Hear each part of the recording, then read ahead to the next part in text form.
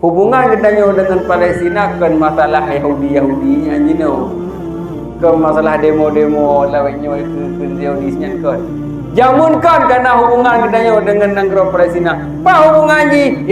Sayyidina Hashim meninggal wafat ide di negara Palestina ialah negara Gaza. Jadi medajak orangnya nama para negara. Di Tinan kami didirikan sebuah masjid dan di Tinan juga sudah didirikan sebuah tempat belajar legendanya Hidayah.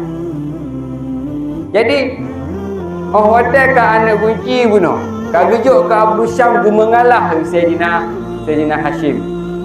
Enggaknya duduk berpetualangan. Gejak kena unanggro Yaman dan gejak gede unanggro Palestina sempat bersinggah di Madinah. Dan ganyan dijuluki orang pontat dalam dunia yang